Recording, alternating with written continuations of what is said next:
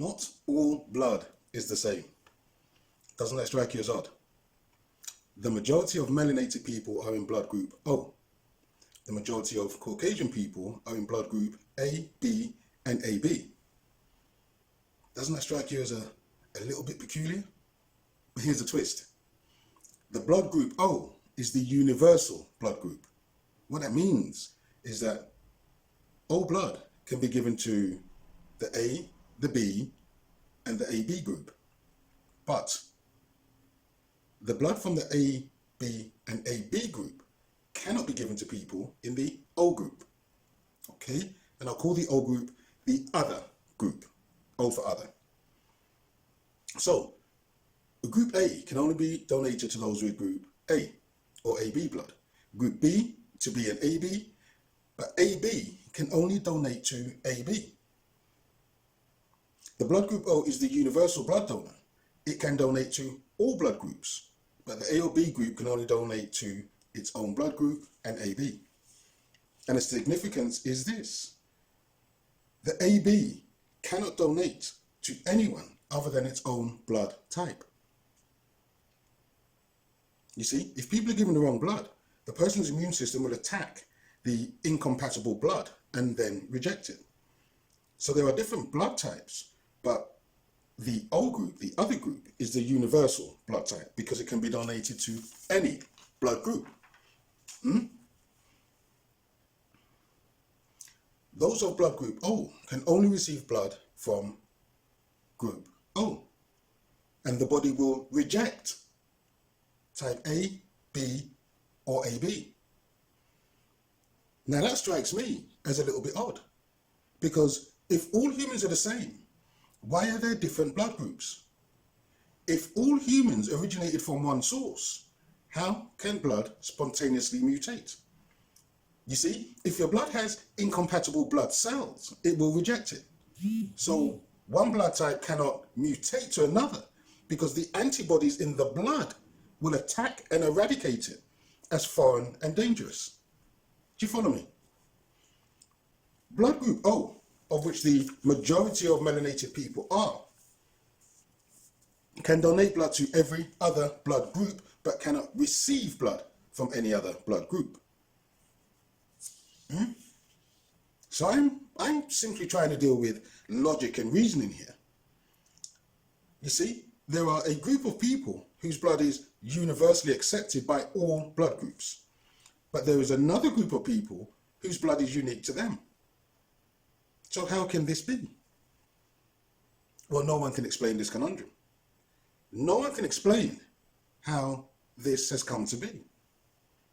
No one can explain why there are separate blood groups, or why blood from one group can be accepted by another, but the blood from that other will be rejected by those outside this group.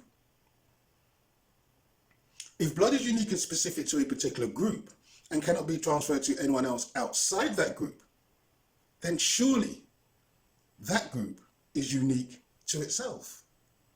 Do you follow what I'm saying? If the blood of one group of people, say group A, will be rejected by another group, say group O, then surely those in the group A category are distinct and separate group. AB and AB blood doesn't mix. How can it be so unique that it can only be transferred between that group? How is it that the O blood can mix, but the A, B, and AB group cannot? My conclusion is that the O group is the original group, and that the AB and AB must be a subgroup. Do you follow what I'm saying? So say you had an original group and you created a hybrid through genetic manipulation. Now the hybrid could receive blood from the original because it is of it. But you couldn't transfer the blood from the hybrid to the original because the original specimen will attack and reject it as foreign and alien.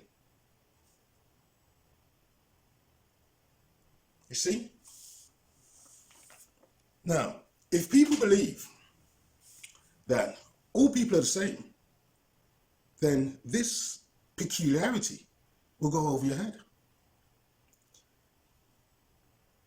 How can everyone be the same? Everyone's originated from the same source, but yet still there are different blood groups. How did the blood mutate without killing the individual or without the body attacking these mutated cells? This is what happens in the body anyway. When you get an infection or when you get a virus, the body attacks the cells. So how could blood have mutated spontaneously? And how could blood have gone into 3 different groups? And the blood of those 3 groups is specific and unique to that group. It can only be transferred to those within that particular group. If you believe that there is a common ancestor, then that doesn't explain why there are different blood groups. If you believe that, everyone was created from one man, again, that doesn't explain why there are different blood groups. But if you start to think, well, let me let go of those ideas for a moment, and let's try and think about this rationally. If you start thinking to yourself, well, how can this possibly be? If you start to question what it is you've been told to believe, then you might begin to come to your own conclusions through reasoning and rational thought.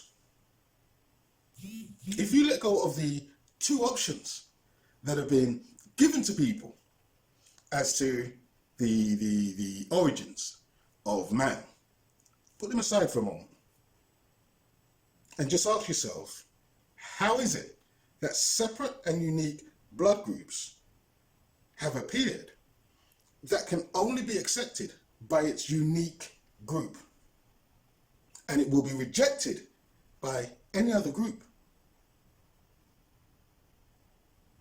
How can that be? So, my conclusion is, well, there has to be an explanation. There has to be a valid explanation as to how this can be. But nobody seems to know the answer. Nobody can explain how it is there are different blood groups upon the planet. And melanated people, predominantly, the majority of them, belong to the O group. And the Caucasian people, the majority of them, belong to the A, the B, and the AB group. That's a question that probably needs answering. And yet, nobody knows the answer. Thank you for watching. Please share and subscribe. More videos coming soon.